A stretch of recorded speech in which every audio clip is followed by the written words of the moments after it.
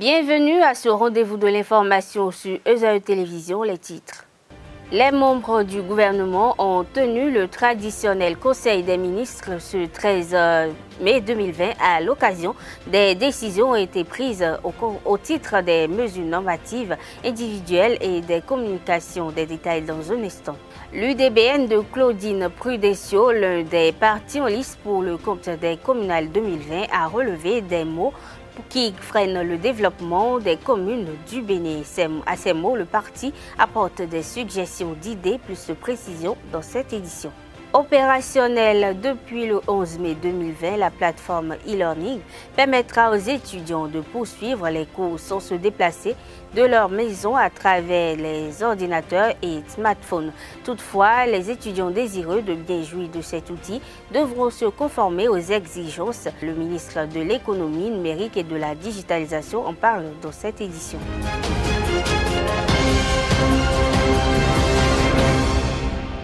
Bonsoir à toutes et à tous. Le Conseil des ministres s'est tenu ce mercredi 13 mai 2020 sous la direction du chef de l'État, Patrice Talon. Au titre des mesures normatives, il y a entre autres attribution, organisation et fonctionnement du ministère des Affaires étrangères et de la coopération, modification des statuts de la société, des infrastructures routières du Bénin. En ce qui concerne les communications, le gouvernement a pris des mesures urgentes de fourniture d'eau potable aux établissements scolaires publics et décidé du règlement des arriérés de factures de consommation des 10 établissements dans le cadre de la lutte contre le Covid-19.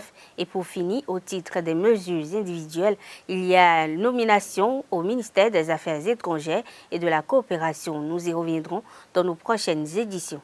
L'Union démocratique pour un Bénin nouveau travaille pour une administration communale gérée avec rigueur et efficience. C'est le leitmotiv de sa présidente Claudine Afiavi Prudencio qui assigne pour mission aux élus de l'UDBN qui seront plébiscités le 17 mai prochain la bonne gestion des communes du pays dans une transparence financière remarquable. À juste titre, son parti vient de diagnostiquer les maux qui plombent le véritable développement de nos communes et en propose les approches de solutions.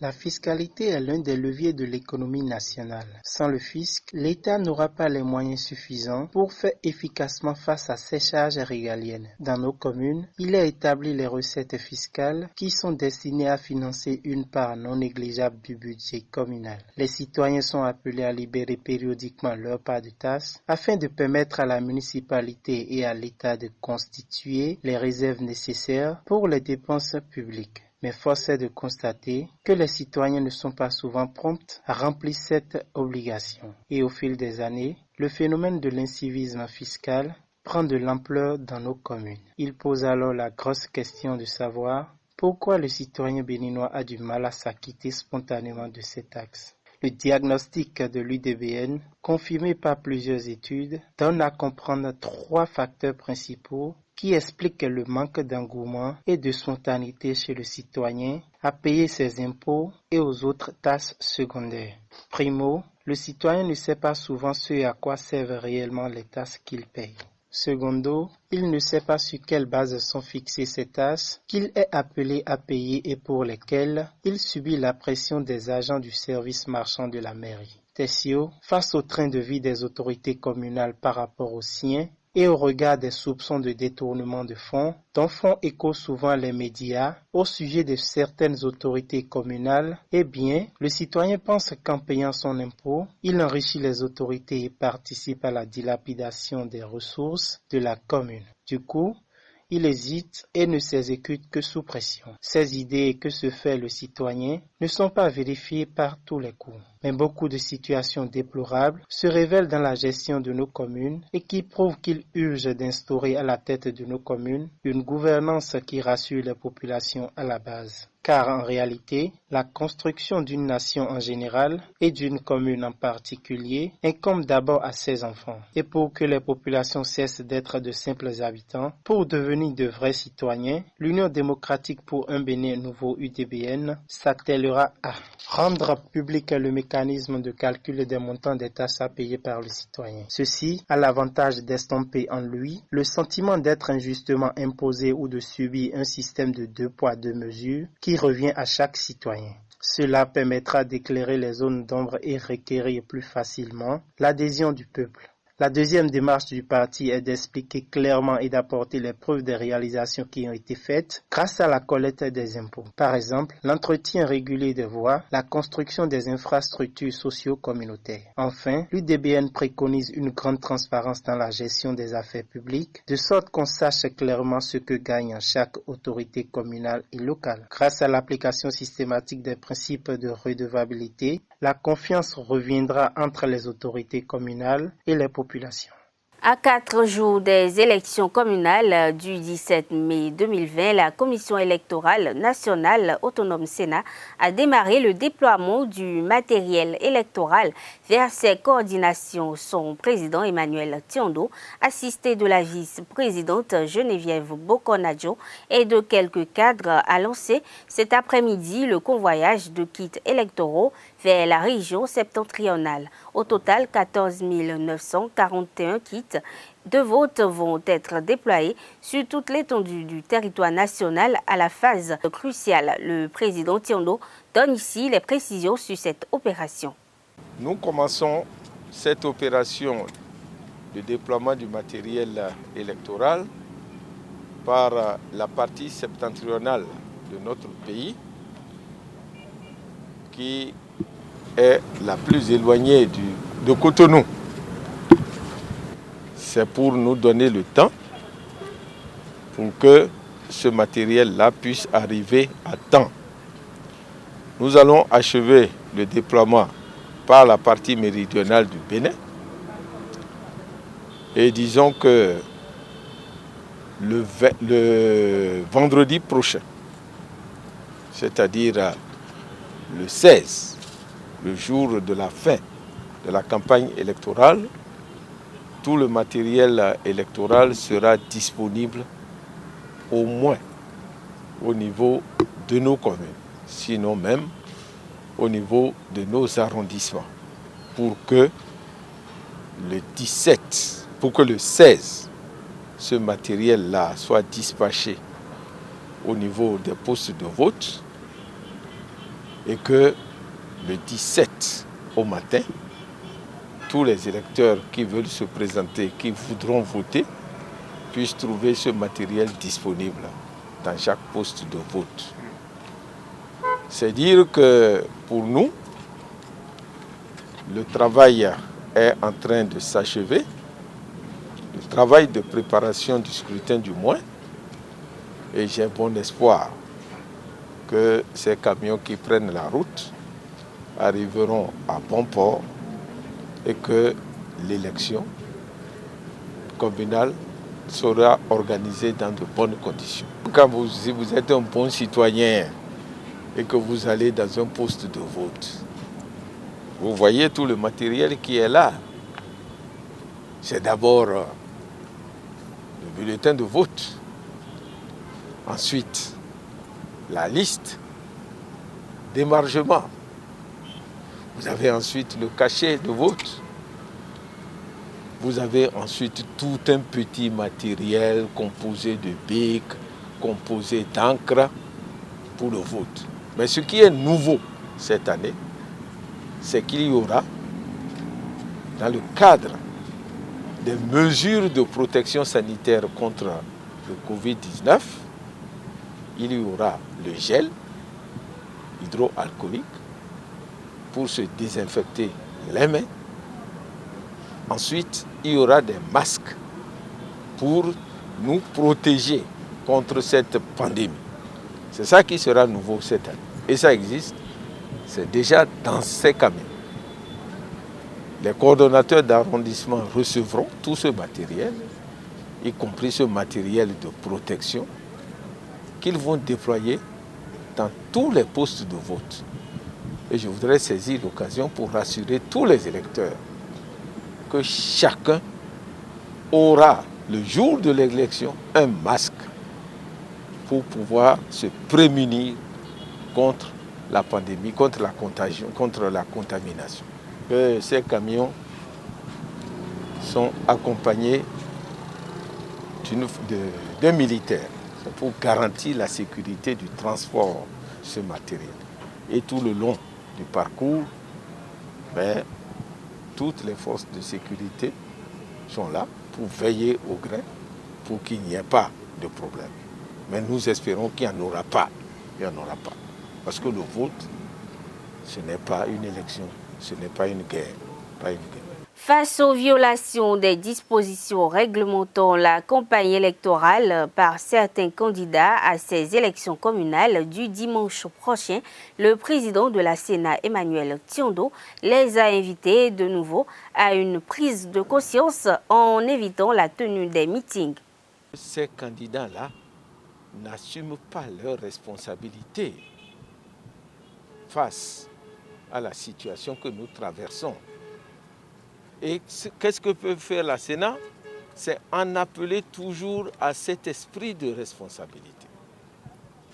Parce que beaucoup s'imaginent qu'à l'occasion de la campagne, ils peuvent tout se permettre, mais sans tenir compte des conséquences que ça peut avoir. Demain, nous serons tous comptables. Ce ne sont pas ces seuls candidats. Et puis à quoi ça sert d'être élu si, à l'issue de cette élection, vous avez fait contaminer plus de 100 personnes? C'est une affaire de prise de conscience.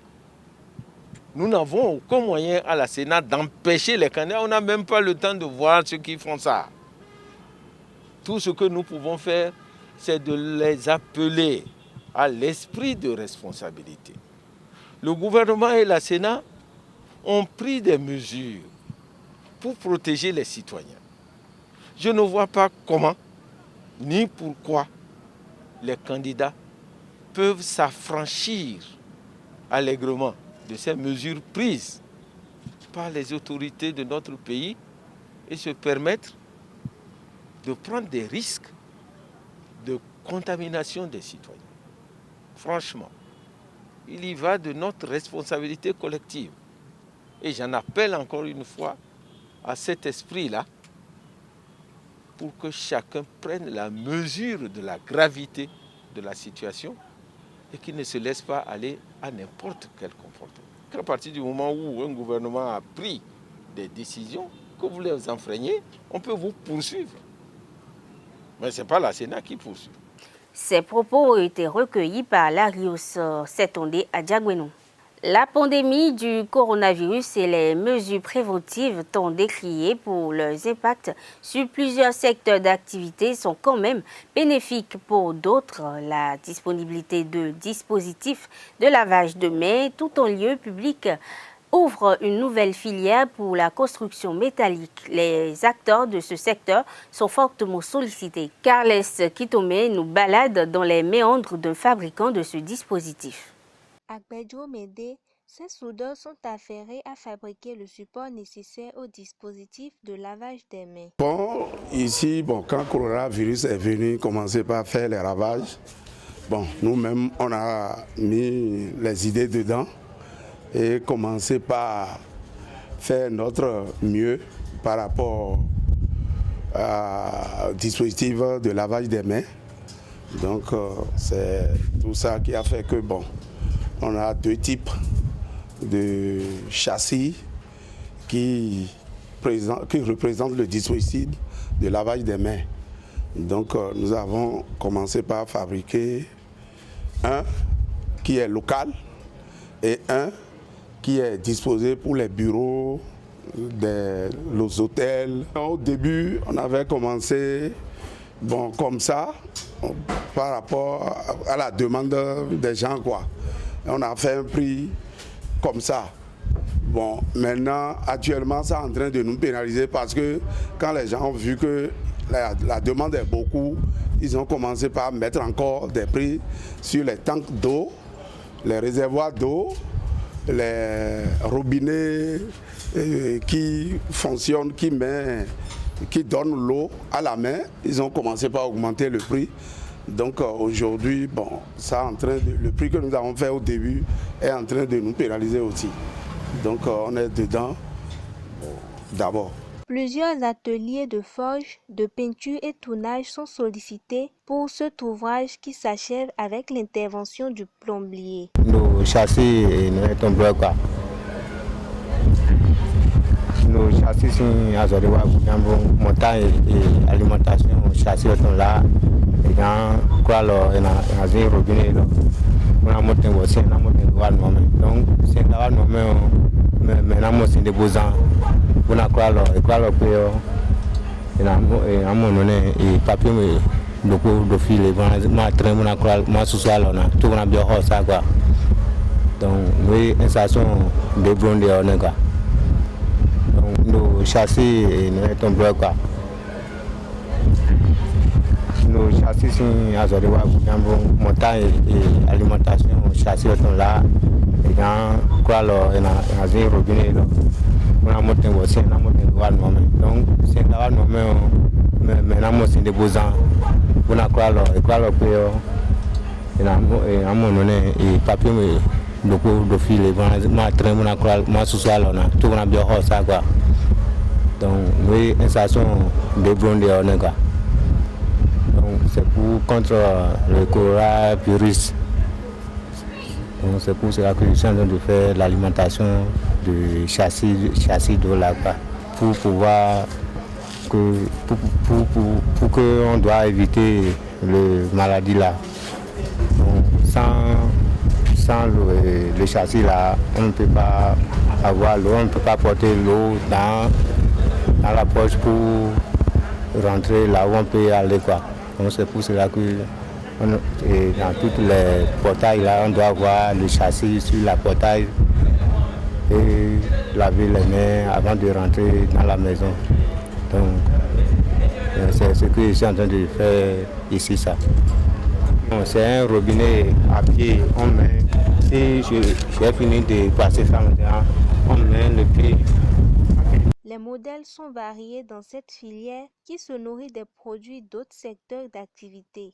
La plateforme e-learning a été lancée le lundi 11 mai au rectorat du campus d'Abomey-Calavi. Mais tirer profit de cet outil implique des conditions techniques qui seront satisfaites au fil du temps. Dans cette optique, Aurélie Adam Soulezoumarou, ministre de l'économie numérique et de la digitalisation, précise ce qui est déjà fait au micro de Carles Kitome. C'est intéressant, les chers amis, que vous puissiez vous connecter et que vous puissiez donner l'information aux autres également pour qu'ils se connectent et que cette année soit une année de succès pour tous. Malgré Covid, qui nous souhaitons qu'il va pouvoir partir d'un moment à l'autre, mais ça ne va pas nous empêcher de continuer.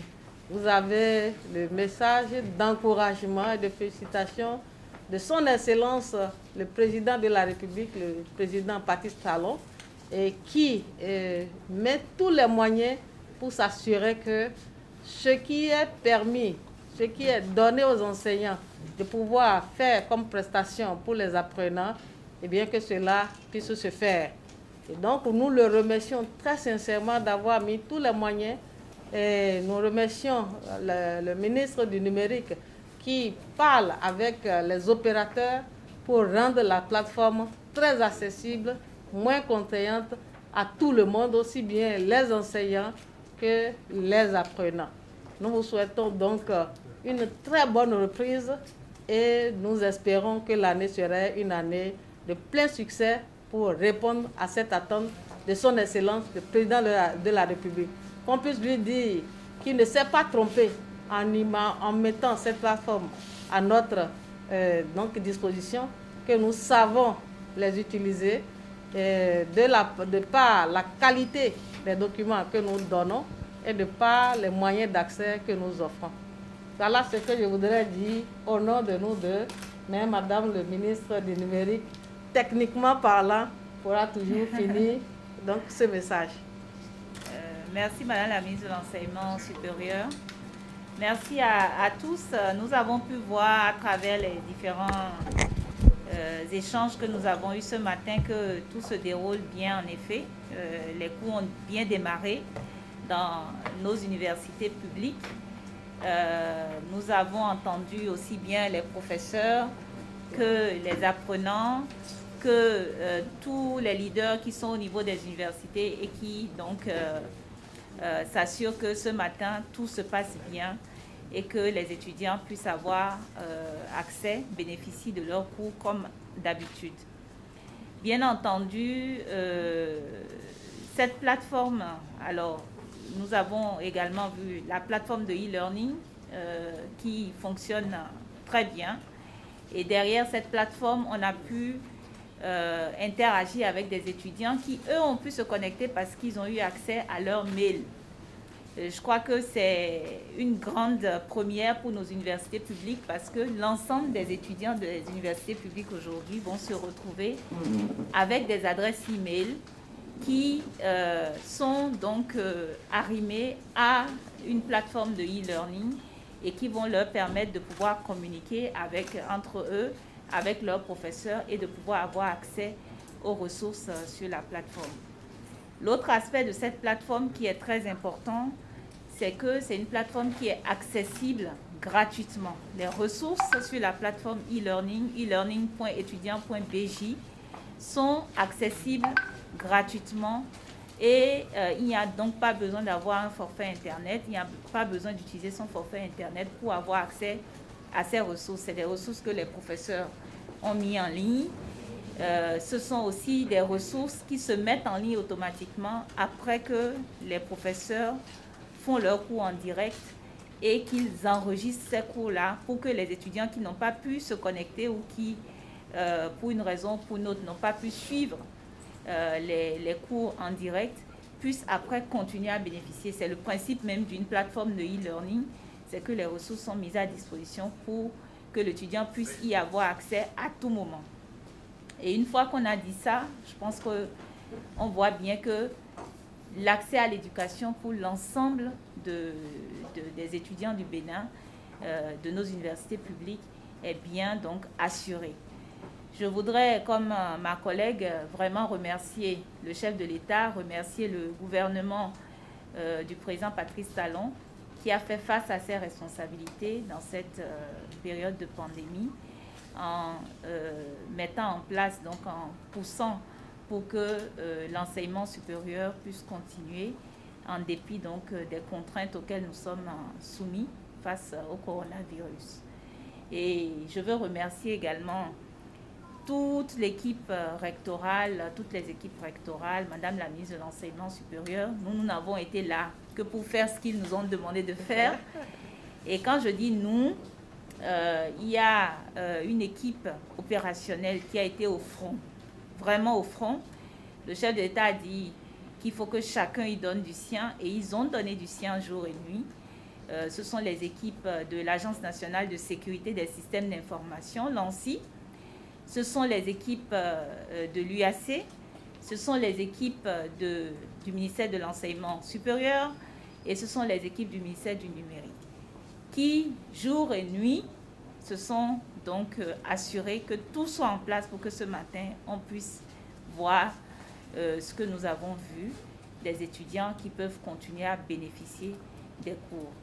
Évidemment, le problème de la connexion, de la connectivité a été un point central et nous ne l'avons pas, disons, occulté. Ça a été une préoccupation avec la ministre de l'Enseignement supérieur, avec les recteurs, tout au long de ce projet, en se demandant comment on fait pour que les étudiants ne soient pas donc face à des obstacles.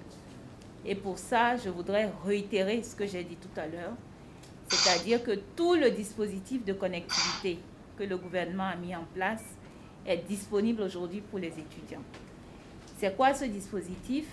C'est 40 points numériques communautaires qui sont sur toute l'étendue du territoire.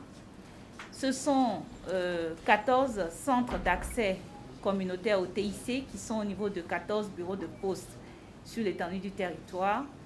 Ce sont 28 salles numériques qui sont dans des établissements scolaires et lycées, qui sont également répartis au niveau de nos départements. Et à ces endroits, les étudiants trouveront de la connexion, ils trouveront des ordinateurs et des dispositifs de connectivité. À certains endroits, ils trouveront des accès Wi-Fi au niveau donc, de ces communes qui sont concernées. Et tout ce dispositif vient s'ajouter à ce que nous avons au niveau des universités. Nous avons étendu la bande passante pour que l'équipe universitaire, les étudiants puissent mieux en fait avoir accès aux ressources Internet.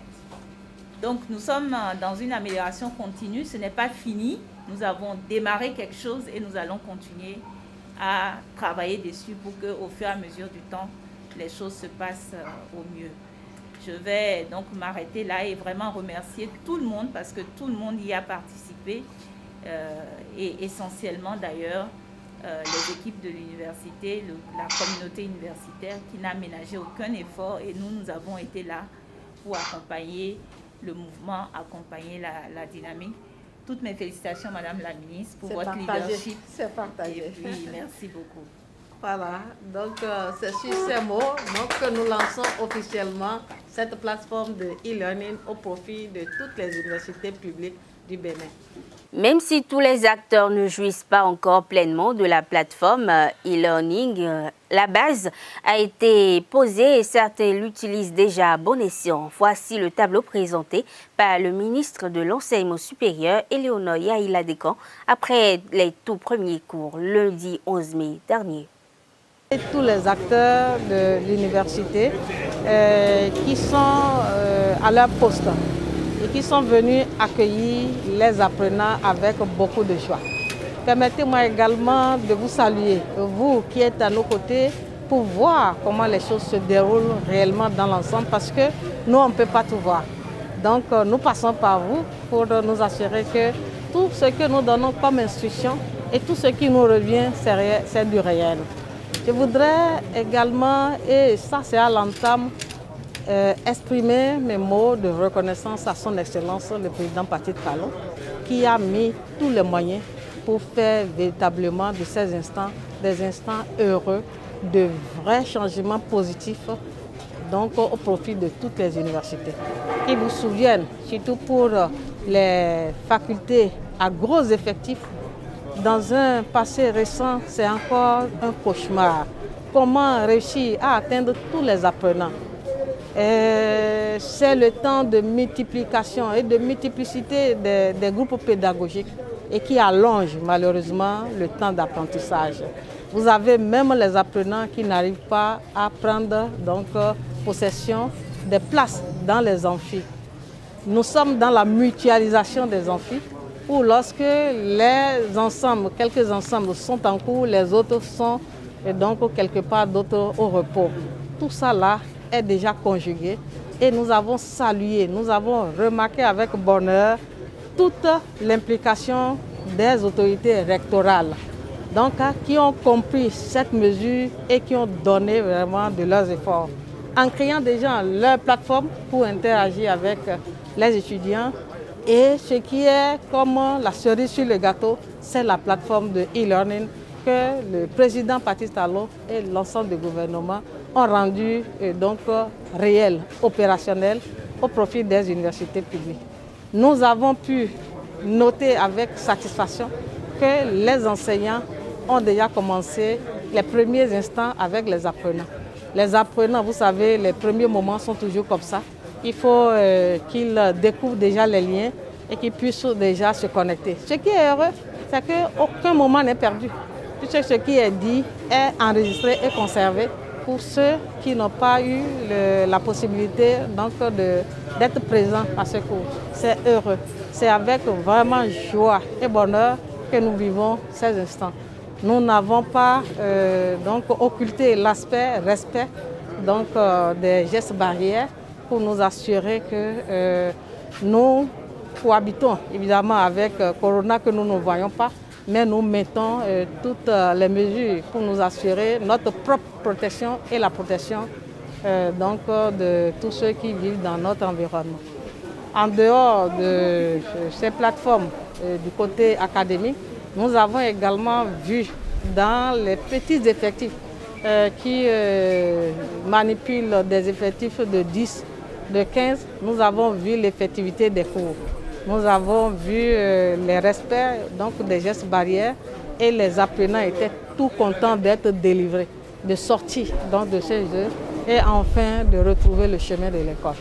Le déroulement nécessite des conditions sociales adéquates. Cette préoccupation a obligé les autorités compétentes à ouvrir le restaurant universitaire et l'infirmerie et à planifier l'ouverture des résidences et l'entrée en service des bus. Une préoccupation exprimée par le ministre Éléonore Yaïla-Decan et la DECOUS-AC Ghislaine Fagbou. Et là où nous sommes derrière, c'est le volet social. Nous ne pouvons pas parler de volet académique sans venir au volet social. Nous avons écouté la première responsable du centre des œuvres universitaires sociales d'Abo Mekalavi, qui avec toute son équipe également ont bravé ces instants et ont mis tous les bouchées doubles pour servir, ouvrir déjà les restos. Vous voyez, souvent lorsqu'on commence les activités pédagogiques, c'est quelques jours après que les restos s'ouvrent. Mais là, c'est avec bonheur que nous avons constaté que les restaurants sont déjà ouverts et les gestes barrières sont observés. Les difficultés encore autour du transport parce que les bus vont devoir amasser une quarantaine d'apprenants, ce n'est pas possible par ces temps-ci. Nous prions que Covid puisse véritablement nous laisser en paix d'ici là. Nous avons également refait les tables pour respecter également la distanciation sociale. Également la façon de servir le verre aux étudiants, nous avons revu tout ça et la distanciation sociale et l'hygiène sont respectées. Nous avons ouvert l'infirmerie aujourd'hui et compte tenu de l'actualité du moment à cause du Covid-19, l'infirmerie va fonctionner 24 heures sur 24. Donc, à tout moment, s'il y a un problème, il y a une équipe qui est là pour répondre. Par rapport au problème de distanciation sociale, nous n'avons pas lancé le transport. Bon, l'hébergement également, nous attendons un peu pour lancer l'hébergement parce que comme les étudiants sont en cabine à 4, à 3, à 2 au minimum, il faut un minimum de sécurité pour qu'on puisse lancer l'hébergement. Un initié au phare a pour tâche d'entretenir son phare. Une tâche à ne pas confondre au bain rituel qui se fait chaque année. Et seul son prêtre phare détient le savoir-faire nécessaire pour le guider. Pour mieux comprendre, suivez les explications du Bokono Septime Aza. On va parler de l'entretien du phare. L'entretien du phare. On va entretenir son phare. Chacun, ceux qui sont initiés au phare, ils n'ont pas forcément besoin d'aller chez un Bokono avant d'entretenir son phare. On parle d'entretien du phare, pas du bain rituel qu'on fait au phare. On va parler de l'entretien en général. Pour entretenir son phare, on a besoin de quelques feuilles d'utilisées. Il y a des stress-diamants qu'on appelle isop. On a kesu,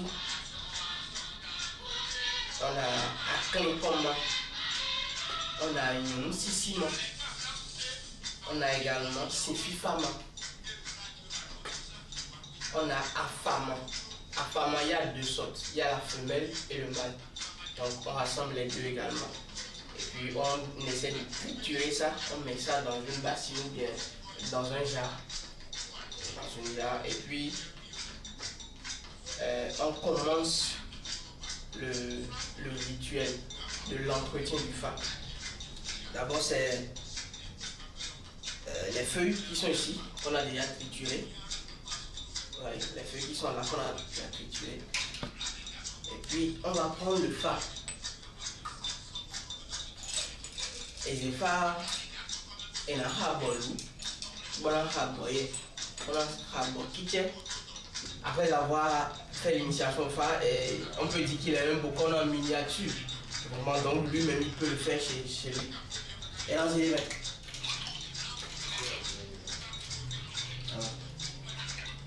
on a les fa et la colofato pi nous y a et tumbo wapo et la sa on fato amansion et la zia pas et la bouche on rajoute de l'eau là-dessus, on met ça dans la bouche, on rajoute de l'eau là-dessus et puis on se lave avec. Et je rappelle que ceci ne remplace pas, ça ne remplace en aucun cas le bain rituel qu'on fait à son femme. Et ça se fait chez le boucon. Chez le boucon, on fait ça. Alors, on fait un peu de chaïo. Et on dit, maintenant, on sort ça. On tape, on voit une colle. Allez, c'est les mains. Donc, allez, on fait un peu. Ça, on a. Alors, on a et on doit faire du monde. Et on va faire du. Bon, on a avoré, avoré. Et non, ouais, rituel, mais ton signe n'allait.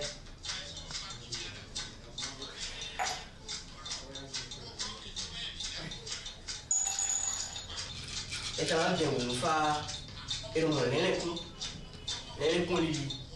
et quand il y a les libéraux, et on lit, c'est les dieux, et on lit, taquine, et on lit des dieux. Ailleurs, je vous, sachez, bon, on a zéro comme, bon, on a zéro. Bon, on a zéro, il y a un bar, bon, on a lina, ben, on a un poudre, les longs corps, et on taquine, on sait quoi, aïe, on a sait quoi. Aïe. Nene kun ayi azimi pe pa ayi pe pa andalo ama azimi on polo nene kun polo mélanger mando faou mélanger wele mando faou et on veut quand on finit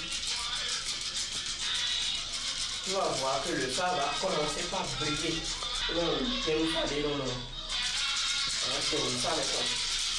Et ça, chaque initié doit le faire au moins chaque 2 mois ou chaque 3 mois quand tu as ton phare avec toi. Le précurseur du handball dans le département du Zou, Eugène Euphrem Adjagbeno, sera conduit à sa dernière demeure le samedi 23 mai prochain à Abomey. À l'annonce de sa disparition, le 14 avril dernier, plusieurs voix du mouvement sportif béninois ont rendu un hommage au Barbab qu'il fut. Suivez le témoignage du journaliste, reporter et ancien directeur général de l'ORTB, Georges Amelon, sur la radio nationale. La première chose que je dirais, c'est que dès qu'on m'a dit qu'il n'était plus avec nous, c'est beaucoup de souvenirs qui ont afflué. De Porto Novo jusqu'à Bomé, en passant par Cotonou. C'est quelqu'un que nous avons tous connu sur le terrain, les terrains de handball en particulier, mais quelqu'un qui avait cette particularité d'être non seulement un joueur, mais aussi un dirigeant d'exception. Pourquoi un dirigeant d'exception? Parce que tout simplement, après avoir fait carrière en tant que joueur, il a imaginé qu'il était possible d'aller créer la discipline, d'aller la promouvoir, dans un endroit peut-être où d'autres auraient hésité à aller. Il a rejoint Abomey et c'est là réellement qu'il a fait preuve de génie. Parce que, vous le savez bien, la plupart des dirigeants se réfugient derrière une excuse, on n'a pas de moyens. Eh bien, lui a eu beaucoup plus d'idées que de moyens. Il a mis en place des structures à partir du recrutement dans différentes écoles de la ville et des environs. Et à partir de là, avec un encadrement rigoureux dans un processus éducatif qui aura fait ses preuves, il a fait naître véritablement des champions. Le moins qu'on puisse dire, c'est que Eugène Adjagbeno et son frère ont fait émerger à Bomé du handball de haut niveau. À tel point qu'à un certain moment, il était difficile de parler de handball sans évoquer Abomey. En particulier chez les filles, quand on parlait handball, équipe nationale, tout le monde se tournait à un certain moment vers Abomey, puisque pendant plusieurs années, les fils qu'il a pris sous sa houlette, qu'il a conduit pendant plusieurs années vers les podiums, ont été les championnes incontournables. Des personnes que tout le monde redoutait dans l'univers handball béninois. C'est pour vous dire que à partir de rien, avec une vision, on peut créer, on peut développer, on peut faire des choses énormes. Et c'est pour ça que le nom d'Eugène Adiagbeno restera pour la postérité et puis dans l'histoire véritablement du sport béninois. Eugène Ephrem Adiagbeno a effectivement gravé son nom dans la mémoire de plusieurs handballeurs. Au nombre de ceux-ci, nous avons Antoine Bonou, l'actuel président de la Fédération béninoise de handball. Il garde beaucoup de souvenirs sur la vie de l'illustre disparu. Suivez un extrait de son témoignage sur les antennes de la radio nationale. Eugène Adiagbeno est presque mon papa. On l'appelle affectueusement Foufou. On l'appelle affectueusement Foufou. Et je me souviens, dans les années 76, quand il fallait apprendre à faire les premières passes de handball, j'étais jeune et je faisais partie des meilleurs gardiens de but de l'équipe départementale de l'UEM quand Eugène a décidé de me sortir de mon petit village de Dango pour m'amener à Glasgow parce qu'on l'avait affecté de Dango. Il fut l'entraîneur de l'équipe de handball de Dango. Et seul Dango tenait la tête à Gazapa, à Davilé et à toutes ces équipes dans l'OM. Tout le monde a peur de Dango, même jusqu'à Gaza. Une fois Eugène affecté à Glasgow, il est parti avec quelques meilleurs joueurs de Dango à Glasgow et avec son maigre salaire d'enseignant, en ce temps, il subvenait aux besoins de ces jeunes joueurs pour en faire des meilleurs joueurs du Bénin. Et il a beaucoup fait pour le handball béninois, Eugène. Il s'est donné. À un moment donné, j'ai eu à constater que quand vous venez chez Eugène, il a loué 2 maisons. Rien que pour des handballeurs, des élèves qu'il coptait et c'est lui leur entraîneur. Mais Eugène a plusieurs défauts. Nous on disait défauts, mais c'était quand même des qualités. Vous pouvez rester au terrain avec Eugène, à jouer au handball jusqu'à 20h. Vous venez à la maison. Vous allez faire les travaux de maison. Le lendemain, vous arrivez à l'école, l'interrogation, vous serez le premier à être interrogé. Voilà, nous rendons grâce à Dieu, tout ce que Dieu fait. J'ai eu beaucoup de prix. Si je laisse le côté familial, le côté filial, paternel entre Eugène et moi, sur le plan national, international, il a été décoré plusieurs fois par l'État béninois, par la Fédération, la Confédération et plusieurs institutions. C'est tout, mesdames et messieurs, pour cette édition. Merci de l'avoir suivi. À bientôt.